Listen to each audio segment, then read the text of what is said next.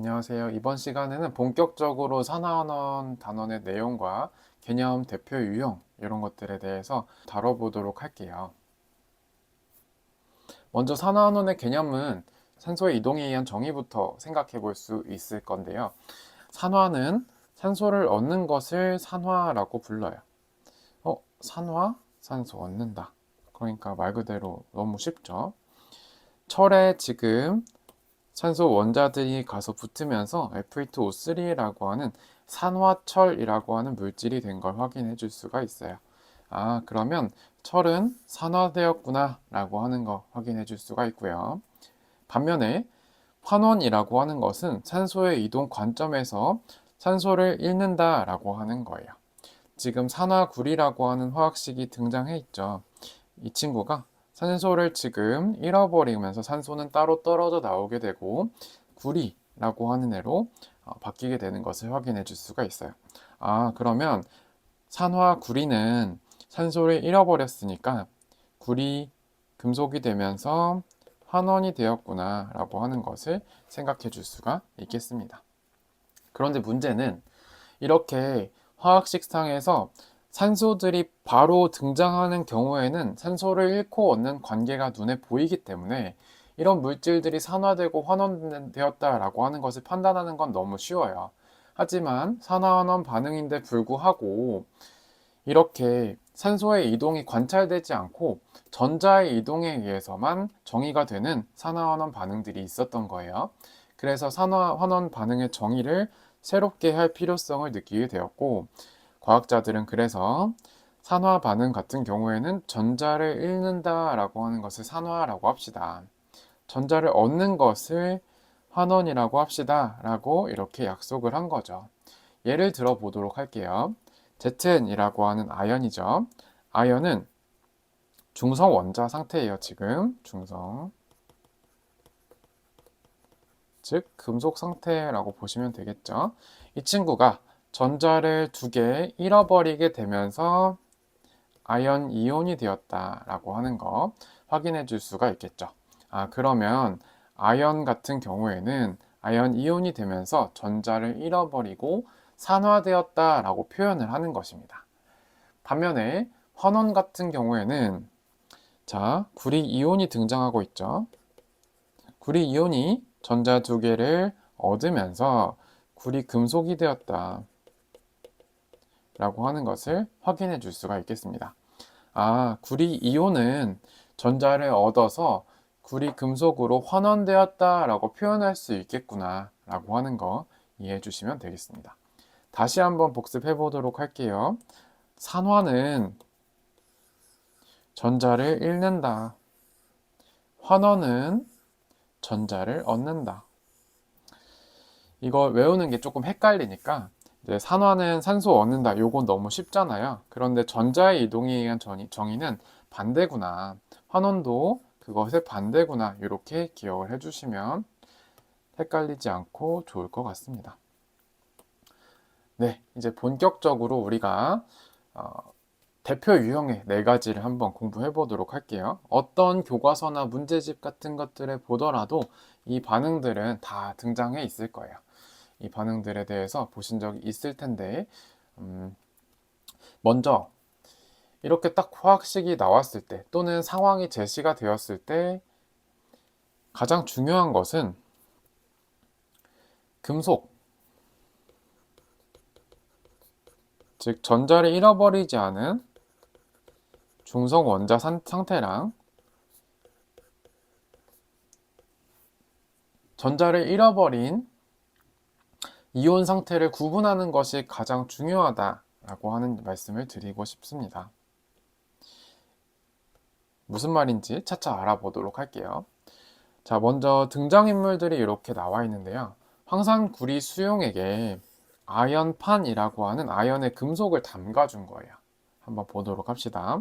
황산구리 수용액, 우리가 화학식을 보면 CuSO4라고 하는 물질, 화학식 기억이 나실 거예요. 지난 시간에 공부를 했었어요. 그런데 무슨 수용액 이러면 물에 녹인 상태를 말하죠. 물에 녹인 수용액 상태에서 이온 결합 물질은 항상 각각의 이온들로 따로 떨어져서 이렇게 존재한다라고 생각해줘도 무방합니다. 그러니까 일단 주인공들을 분석하는 데 있어서 이 친구들의 정체가 뭔지를 파악하고 이렇게 이해하는 것이 굉장히 중요하기 때문에 먼저 정체들을 파악하는 데 초점을 맞춰보도록 할게요. 그러면 황산구리 수용액은 Cu2 플러스랑 SO4 2 마이너스가 이런 이온들이 이 물에 이렇게 떠다니고 있었던 것을 이렇게 화학식으로 표기해 준 것이구나, 이렇게 생각을 해 주시고요. 그 다음 두 번째로 아연판 같은 경우에는 이것은 금속 상태가 아니라, 금속 상태라고 하는 것을 의미해 주는 거죠. 우리가 아까 금속과 이온을 구분해 주는 것이 굉장히 중요하다고 했잖아요. 이온 상태가 아니라 금속 상태를 얘기하는 것이다 라고 하는 거 파악해 볼 수가 있겠습니다. 그래서 우리가 아연판을 갖다가 ZN 상태라고 놓고 Cu2 플러스가 이렇게 황산구리 수용액에 담겨 있다 라고 볼 수가 있는데요. 지금 아연은 그러면 금속, 그리고 구리는 이온 상태로 존재하는 시작이구나 라고 보시면 되고요. 여기서 SO4 2- 같은 경우에는 이렇게 반응에 참여하지 않고 둥둥 떠다니는 상태 그대로를 유지하게 돼요. 우리가 이런 것들은 구경꾼 이온이라고 부르는데요. 대부분 우리가 앞에서 다뤘던 다원자 이온들은 여기서 산화하는 반응에 참여하지 않고 구경만 하고 있습니다. 그래서 이 친구들은 신경 쓰지 않아도 된다 라고 하는 거. 그러면 이제 주인공들을 분석해 주는 데 있어서 CuSO4 이렇게 써주고, 얘가 지금 내가 보고 있는 관심 있는 화학종이구나 라고 생각을 하고, 아연이 ZN이 지금 내가 보고 있는 관심 있는 화학종이구나 라고 해서 반응식의 시작을 Cu2 플러스와 ZN 이렇게 써주시면 되는 겁니다. 물론 쉬운 문제들에서는 이 반응식을 그대로 제시를 해주고 해석하는 방식으로 물어보도록 할 거예요. 하지만 어려운 문제들이 나왔을 땐 내가 반응식을 직접 쓸 수 있어야 하기 때문에 쉬운 것부터 어려운 것까지 다 커버될 수 있도록 차근차근 같이 공부해 보도록 할게요. 자, 그런데 지금 화학식상에서 화학식이 아니라 눈으로 보이는 요 화학 실험의 어떤 변화를 한번 보시면요. 일단 첫 번째 변화로 아연판에 뭔가 갈색깔 물질이 달라붙어 있어요. 자, 우리가 요 갈색깔 물질은요, 구리 금속이라고 볼 수 있는데요. 구리 금속은 다음 페이지에 나와 있겠지만 갈색 또는 붉은 색깔 계열의 색깔을 띠게 됩니다. 그런데 구리 이온은요, 성질이 달라요. 이 친구들은 수용액상에서 푸른 색깔을 띠게 되거든요. 그러니까 같은 구리인데 불구하고 구리 금속 상태, 즉 중성 원자 상태일 때와 이온 상태일 때의 색깔이 다르고 성질이 다르다라고 하는 것이 학생들이 산화환원을 어렵게 하는 그런 요소 중에 하나라고 생각해 주시면 돼요. 지금 보시면 첫 번째 변화가 아연판 쪽에 무언가 구리 금속이 석출되었어요. 석출은 고체 상태로 묻어나오는 것을 석출이라고 합니다. 석출되었어요 라고 하는 첫 번째 변화가 있을 것이고, 또 다른 변화는 파란 색깔 어떤 색 수용액이 조금 옅어진 걸 확인할 수 있어요.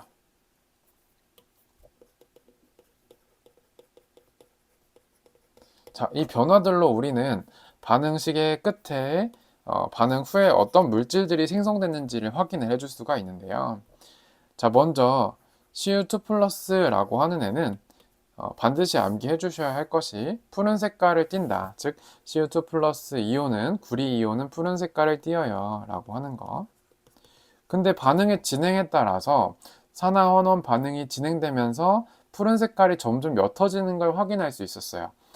그러면 구리 금속이 되면서 이 친구가 점점 사라져 갔던 거죠. 그러니까 이렇게 푸른색이 점점 옅어지는 걸 확인할 수 있었구나 라고 볼 수 있고, 그러면 이 구리 이온이 구리 금속이 되는 데는 이렇게 그 빨간 색깔로 이렇게 갈색깔로 검출이 되게 되었는데 석출이 되게 되었는데 어떤 일이 일어났을까 생각을 해보시면 전자를 두 개를 얻어야 이렇게 중성원자가 될 수 있겠구나, 구리 금속이 될 수 있겠구나 라고 생각을 할 수가 있고,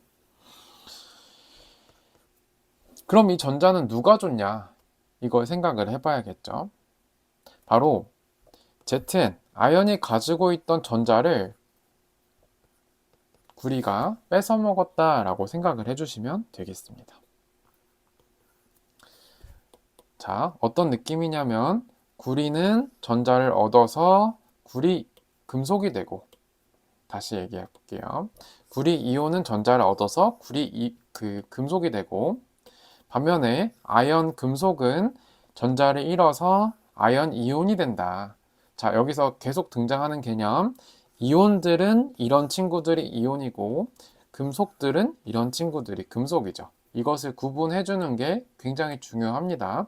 왜냐하면 성질부터 다르기 때문에요.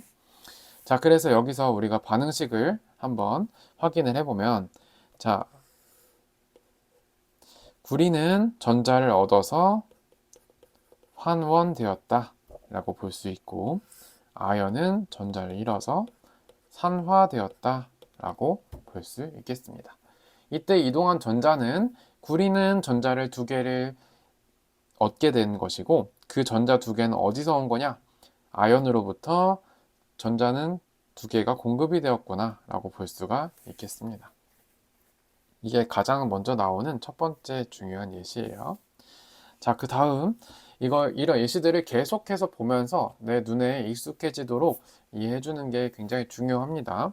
자, 마찬가지로 질산운 수용액 똑같이 분석해 볼게요. AgNO3라고 하는 화학식인데 무슨 수용액이라고 하면 이온 상태로 써주면 됩니다 라고 하고, 다원자 이온은 반응에 주로 참여하지 않으니까 관심이 없어요. Ag 플러스가 나한테 관심사다 라고 볼 수 있을 것이고, 그러면 질산은 수용액을 넣어준 이유는 뭐예요? 바로 여기 Ag 플러스들이 존재하고 있다는 걸 알려주기 위해서구나.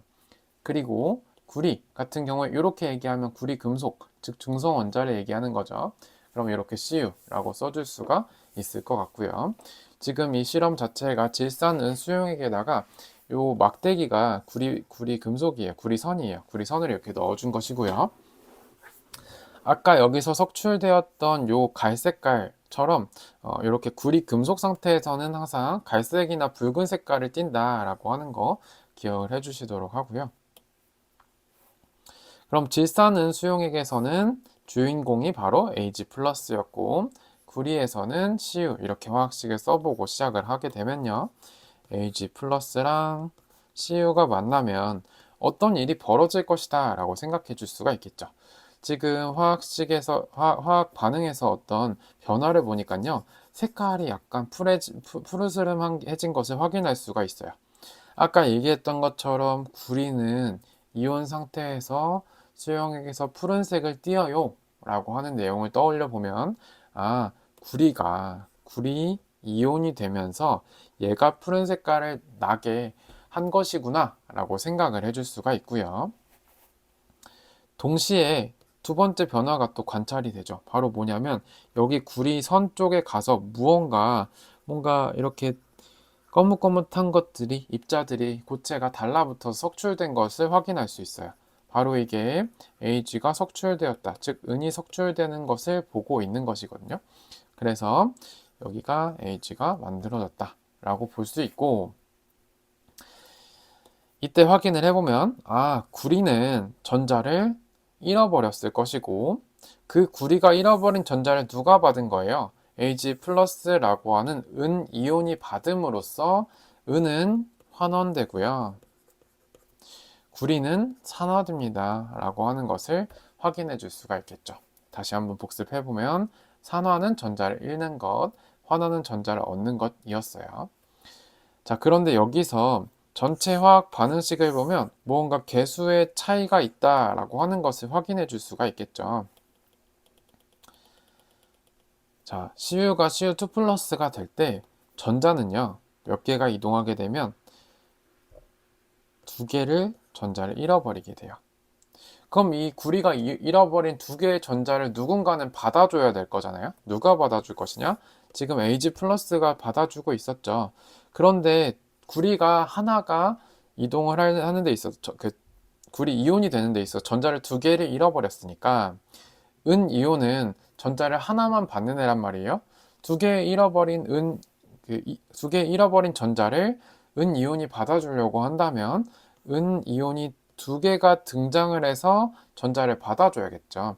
그래서 산화하는 반응에서는 항상 이렇게 반응식을 최종적으로 완결하는 데 있어서는 그 전자가 이동한 양이 똑같아야 된다. 그걸 기반으로 개수를 맞춰준다 라고 하는 개념을 이해해 주시면 좋을 것 같아요. 다음 예시를 한번 보도록 할게요. 다음 예시에서는 묽은 염산과 아연의 반응인데요. 염산은 굉장히 강한 산성 물질이기 때문에 이런 것들 물에다가 묽혀서 사용을 한다라고 하는 것은 초등학교 때부터 뭔가 실험 시간에 많이 본 적이 있을 거예요. 그럼 얘도 마찬가지로 HCl 이렇게 화학식을 쓸 수 있는데 이온결합 물질이라고 생각을 하고 H 플러스 Cl 마이너스 수용액 상태니까 이렇게 분석을 해줄 수가 있겠죠. 그럼 말 그대로 지금 그림에 수소 이온들이 떠다니고 Cl 마이너스 염화 이온들이 떠다니는 것을 확인을 해줄 수가 있을 거고 여기에 아연, 금속을 담가줬습니다. Zn이 지금 금속 상태에서 주인공이구나. 자, 여기서 반응을 분석을 해보면 H 플러스랑 Zn이 만났더니 무슨 일이 일어났대요. 바로 보니까 수소기체들이 기포가 뽀글뽀글 올라오고 있다라고 하는 것을 확인을 했네요. 수소기체는 화학식이 H2인데요. 그럼 H2가 되려고 하면 이 수소 이온들이 전자를 받아서 반드시 중성 원자가 되어야만 중성 원자 상태에서 수소 기체가 발생할 수 있는 것이니까 누군가가 전자를 얘한테 제공을 해줬다는 말이죠. 바로 누구냐면 아연이 아연 이온이 되면서 전자를 두 개 잃어버리게 되고 이 두 개 잃어버린 전자를 누군가는 받아줘야 돼요. 바로 두 개의 수소 이온이 그것을 받아주게 되었다라고 하는 것을 확인해 줄 수가 있겠죠. 그럼 최종 화학 반응식을 보았을 때 여기에서 Z는 Zn2 플러스 아연 이온이 되면서 금속이 이온이 되면서 전자를 잃어버리는 산화 반응을 했구나 라고 읽어줄 수 있고 반대로 수소 이온들은 이온 상태에서 중성 원자가 되었으니까 환원이 되었구나, 전자를 얻어서 환원이 되었구나 라고 분석을 해주실 수가 있겠습니다. 마지막 예시 하나만 보도록 할게요. 마지막 예시는 산화구리와 탄소의 반응이에요. 이 친구들은 기본적으로 이렇게 산소가 등장해 있을 때는 산소의 이동에 의한 산화환원의 정의, 즉 산화는 산소를 얻는 것, 그리고 환원은 산소를 잃는 것이라고 하는 것을 떠올리는 게 굉장히 이제 빠르게 문제를 풀어갈 수 있는 방법입니다. 산화구리의 화학식은 CuO고요. 탄소는 그냥 탄소인데 여기서 가열을 해주고 있네요. 가열을 해주는 것의 의의는 뭐냐면 얘네들이 반응이 그냥 가만히 있으면 잘 안 일어나니까 반응이 잘 일어나도록 에너지를 가해주는 것을 이렇게 열 에너지 형태로 공급을 해주는 것이고요. 여기서 보면 이렇게 확인을 해보니까 지금 석회수에다가 이렇게 빨대 같은 것들을 꼽아 놓고 석회수가 반응 후에 뿌옇게 되는 것을 관찰을 했대요. 그래서 무슨 반응이 일어났냐 라고 하는 것을 생각을 해보니까 일단 석회수가 CO2를 만나게 되면 뿌옇게 된다 라고 하는 것을 통해서 반응 후에 CO2가 발생했어요 라고 하는 어떤 정보를 제시해 주는 것이고 그러면 CuO가 Cu가 되면서 즉 전자가 아니라 산소를 잃어버리게 되는 환원이 되고 탄소 같은 경우에는 산소를 얻는 산화가 되었구나. 이렇게 산화구리와 탄소의 반응 같은 경우에는 굉장히 쉽게 산소의 이동만으로 이 정의를 생각해 볼 수가 있겠습니다. 네, 여기까지 해서 우리가 대표적인 산화환원 반응 4가지를 분석해 봤어요. 여기까지만 알아도 웬만한 문제들, 쉬운 것들은 다 풀릴 거거든요. 직접 한번 분석하는 연습을 좀 해보시고요. 오늘 배운 내용 한번 다시 리뷰해보면 수용액상에서 이온 결합 물질, 예를 들어서 AgNO3 이런 애들이 있었어요. 질산은 수용이겠죠? 그러면 풀마 이렇게 보고 다원자 이온은 관심 없고 Ag 플러스라고 하는 주인공을 찾을 수 있으면 된다. 그 다음 항상 금속과 이온을 구분 짓는 것이 중요하다. 왜냐하면 다른 성질을 나타내기 때문에. 아까 얘기했던 것처럼 구리 금속은 붉은 색깔 또는 갈색을 띠고 구리 이온은 푸른 색깔을 수용액상에서 띠고 있다 라고 하는 거 암기해 주시고요. 이 암기 내용들은 마찬가지로 정리해서 자료를 제공을 해 드릴 테니까 댓글 확인해 주시고, 그 다음 석회수는 CO2를 만나면 색이 뿌옇게 된다. 이것도 반드시 암기해 주셔야 되는 중학교 때부터 나오는 내용입니다. 여기까지 꼭 복습해 주시고, 이제 다음 시간에는 뭐 할 거냐면 이 네 가지 반응뿐만 아니라 시험에 나올 수 있는 모든 산화환원 반응들을 지금 공부한 방식대로 정리를 해보도록 할 거예요. 그래서 여기까지 오늘 되게 긴 시간 고생 많으셨습니다. 이해가 안 되거나 하는 것들은 댓글로 항상 질문 남겨주시고, 네, 구독해 주시면 감사하겠습니다.